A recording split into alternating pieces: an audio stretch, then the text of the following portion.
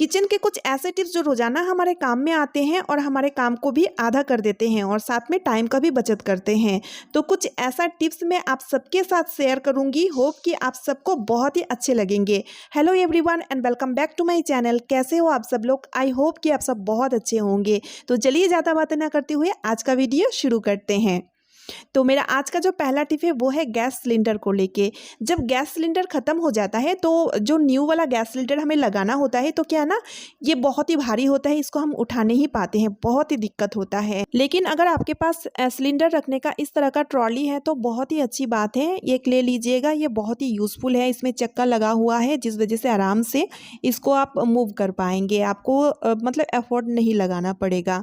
और gas cylinder रख रख के एक नीचे में दाग भी आ जाता है ना, वो भी नहीं आएगा। तो ये ले लीजिएगा। अगर नहीं है तो क्या कीजिएगा, इसके लिए एक जुगाड़ो टिप आप ले लीजिए, डोरमेट को लेके इस तरह से गैस सिलेंडर को रख के आराम से उसको मूव कर पाएंगे। थोड़ा सा इस तरह से खींचने से आराम से ये मूव हो जाएगा। कैसी लगी आज की टिप मुझे कमेंट ज़रूर करना। मेरी जो अगली टिप है वो है टूथब्रश को लेके। टूथब्रश तो हम डेली ही यूज़ करते हैं, लेकिन क्या आपको पता है इसमें भी जर्म्स बैक्टीरिया फंसी हुई रहती है जिसको हम इग्नोर कर देते हैं। और टूथब्रश को जब हम टूथब्रश स्टैंड में रखते हैं तो कई बार ऐसा होता है छिपकली या तो फिर कॉकरोच मुंह डालता है, क्योंकि देखिए पेस्ट मीठा होता है और इस वजह से हमारे जाने अनजाने में कीड़ा मकोड़ा इसमें मुंह डालता है। तो इसीलिए इसको बीच बीच में क्लीन करना चाहिए, इसको जम फ्री करना चाहिए। तो इसके लिए आप क्या कीजिए, आप ले लीजिए पानी। आप टैप वाटर ना लेके आप फिल्टर वाला वाटर ले लीजिएगा और उसके बाद पानी में आप ऐड करें विनीगर से क्लीनिंग प्रोसेस बहुत ही अच्छे से होता है। तो जिस वजह से आप विनीगर तो ज़रूर से डालिएगा। तो 2 चम्मच विनीगर मैंने ऐड कर दिया है। अब मैं ऐड करूँगी नमक। आप चाहे तो बेकिंग सोडा भी ले सकते हैं। और देखिए नमक से भी ना क्लीनिंग प्रोसेस बहुत ही अच्छे से होता है, जितने भी बैक्टीरिया होता है ना उसको ख़त्म करने में नमक बहुत ही कारगर होता है। तो जिस वजह से मैंने नमक लिया है, आप चाहे तो बेकिंग सोडा भी ले सकते हैं। उसके बाद जितने भी टूथब्रश हैं आप उसको इस पानी में डुबो दीजिए। लगभग आधा घंटे के लिए आप इस तरह से डुबो के छोड़ दीजिए। तो आप देखेंगे ना जितने भी बैक्टीरिया है, जितने भी जर्म्स है ना, वो अपने आप ही ख़त्म हो जाएगा और क्लीन भी हो जाएगा, बहुत ही अच्छे से क्लीन भी हो जाएगा। देखिए आधा घंटे के बाद आपको करना क्या है, आप ब्रश को उठा के उसके बाद आप टैप वाटर से सिंपली धो लीजिए। तो इस तरह से बीच बीच में आप टूथब्रश को क्लीन करते रहना चाहिए आपको। आई होप ये टिप भी आप सबको अच्छी लगी है। मेरी जो अगली टिप है वो है किचन टाइल्स जब बहुत ही ज़्यादा गंदा हो जाता है, स्टिकी हो जाता है, खास करके जहाँ पे हम गैस स्टोव रखते हैं उसका पीछे वाला टाइल्स बहुत ही स्टिकी और बहुत ही ज़्यादा गंदा हो जाता है। तो इसके लिए आप क्या कीजिए, आप ले लीजिए एक आलू को आधा आधा काट लीजिए और आधा वाला हिस्सा ही ले लीजिए। उसके बाद आप इसमें थोड़ा सा नमक ऐड करें। नमक से क्लीनिंग बहुत ही अच्छे से होता है और नमक यहाँ पे स्क्रबिंग का भी काम करेगा। तो जिस वजह से आपको नमक तो लेना ही है और कुछ नहीं चाहिए, ना डिश वॉशर ना लिक्विड, कुछ भी नहीं चाहिए, बस नमक और आलू से देखिएगा बहुत अच्छा क्लीनिंग होगा।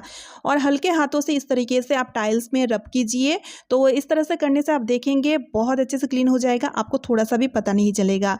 तो जैसे कि जहाँ हम खाना बनाते हैं ना, तो जिस वजह से ऑयल सीक्रेट होता है और बहुत ही ज़्यादा गंदा हो जाता है ये वाला पार्ट।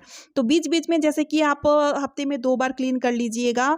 तो इस तरह से करने से यहाँ पे स्टिकी और गंदगी नहीं जमेगा और इसको क्लीन करने में ज़्यादा एफर्ट भी नहीं लगेगा।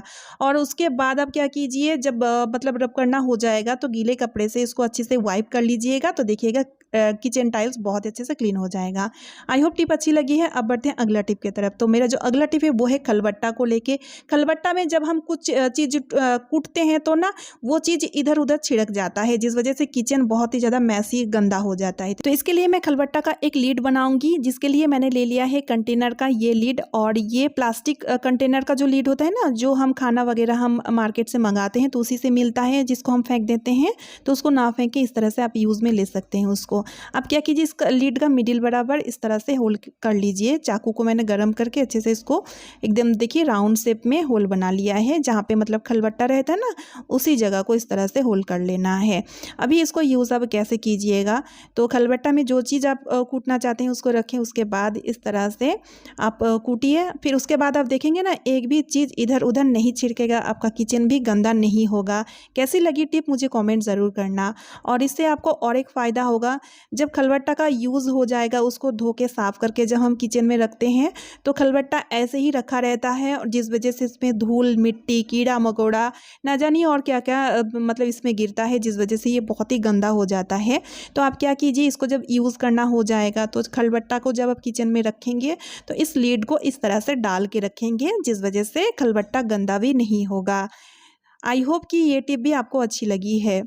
अब बढ़ते हैं अगला टिप की तरफ। मेरा अगला टिप बहुत ही ज़्यादा यूज़फुल है। तो इसके लिए मैंने ले लिया है पत्ता गोभी। पत्ता गोभी का रेसिपी मैं नहीं बनाऊंगी, लेकिन हाँ पत्ता गोभी से एक सॉल्यूशन बनाऊंगी जो आप सबका बहुत ही काम आएगा। तो पत्ता गोभी का पत्ता को अलग अलग से निकाल लीजिएगा। सबसे पहले पहले हमें यही काम करना है कि पत्ता गोभी का एक एक पत्ता को निकाल लीजिएगा अलग अलग से।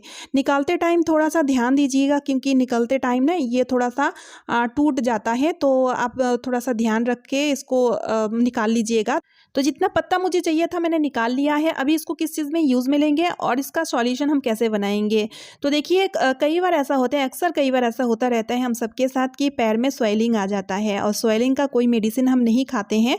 तो इसके लिए ये नुस्खे यकीनन बहुत ही यूज़फुल रहेगा, आप ज़रूर से ट्राई करना। तो आपको करना क्या है, जहाँ पे स्वेलिंग है वहाँ पे पत्ता गोभी को इस तरह से बांधते जाइए। अगर हाथ में स्वेलिंग है तो आप हाथ में भी बांध सकते हैं, पैर में स्वेलिंग है तो पैर में भी बांध सकते हैं। जहाँ पे स्वेलिंग है स्वेलिंग एरिया में आप इस तरह से पत्ता गोभी को बांधते जाइए। इसके लिए आप एक धागा ले लीजिए, और याद रखिए धागा को आप टाइट से ना बांधे, हल्के से बांध लीजिएगा। जस्ट पत्ता गोभी स्वेलिंग में लगे रहे, बस इस चीज़ के लिए ही हमें धागा का यूज़ लेना है। तो बस इस तरह से देखिए घुटनों से लेके मैंने पैर का तले में इस तरह से पत्ता गोभी को बांध लिया है। अक्सर कई बार होता है ना कि घुटनों में स्वेलिंग होता है, या तो फिर हील में या पैर के तले में या हाथ में, तो जहाँ स्वेलिंग है पर्टिकुलर वही जगह में आप बांध लीजिएगा। कई बार ऐसा भी होता है ना कि घुटनों से लेके एकदम से पैर के तले में स्वेलिंग है, तो आप इस तरह से पूरा ही पत्ता गोभी को बांध लीजिएगा। तो जब आप पत्ता गोभी को बांधेंगे ना तो आप खुद ही महसूस करेंगे बहुत ही अच्छा मतलब रिजल्ट तो आपको मिलेगा ही, साथ में आपको बहुत ही रिलैक्सेशन भी मिलेगा, बहुत ही अच्छा फील होगा, और जो स्वेलिंग है वो धीरे धीरे कमना स्टार्ट हो जाएगा और ये आप फील भी करेंगे। तो इस तरह से बस आधा घंटे के लिए आप रख दीजिए, और आधा घंटे के बाद जब आप खुलेंगे तो आप देखेंगे स्वेलिंग बहुत हद तक कम हो जाएगा। और इसके बाद आप क्या कीजिएगा, हल्का नमक वाला गुनगुना पानी में आप 2 से 3 मिनट के लिए पैर को डुबो के रखेंगे, तो फिर देखेंगे स्वेलिंग बिल्कुल गायब हो जाएगा। आई होप टिप अच्छी लगी है। कपड़े को जब हम फोल्ड करके रखते हैं तो कई बार क्या होता है ना कि हम अच्छे से इसको फोल्ड करके नहीं रख पाते हैं, तो जिस वजह से स्पेस भी बहुत ज़्यादा ले लेता है। तो इसके लिए एक छोटा सा यूज़फुल टिप शेयर करूंगी जो आपका बहुत ही काम आएगा और आपको बहुत अच्छा भी लगेगा। तो खास करके जो जीन्स या शर्ट होता है ना उसमें बहुत ज़्यादा दिक्कत होता है। तो जब आप शर्ट को रखिएगा ना तो इस तरह से जो कॉलर है ना शर्ट का, एक शर्ट को इस तरह से रखिएगा और दूसरे शर्ट को ना आप अपोजिट साइड में रखेंगे। जो कॉलर है उसको अपोजिट साइड में रखेंगे, इस तरह से रखना है, एक को इस साइड में और दूसरे को उस साइड में। तो इस तरह से अगर आप रखेंगे तो आप देखेंगे जो कपड़ा जो है ना वो अच्छे से मतलब बराबर होके रहेगा और बहुत ही अच्छे से सेट होके रहेगा। आप एक बार ट्राई ज़रूर करना। तो ये तो शर्ट हो गया। अब जो है ना जीन्स या पैंट को जब हम उसको रखते हैं तो उसमें भी बहुत ही दिक्कत होता है। तो एक ही बराबर जब हम रखते हैं ना तो बहुत ही ज़्यादा स्पेस ले लेता है, अच्छे से फोल्ड होके भी नहीं रहता है। तो आपको करना क्या है, जब भी आप जीन्स रखेंगे तो जीन्स का जो कमर साइड है ना, एक साइड इधर, एक पैंट को इस साइड रखेंगे और दूसरे पैंट का जो कमर है उसको उस साइड में रखेंगे। तो अपोजिट साइड में रखना है, बस यही फंडा है। आई होप ये टिप भी आप सबके लिए हेल्पफुल रहा होगा और आपको बहुत ही अच्छी भी होगी। लाइक ज़रूर कर देना इसके लिए।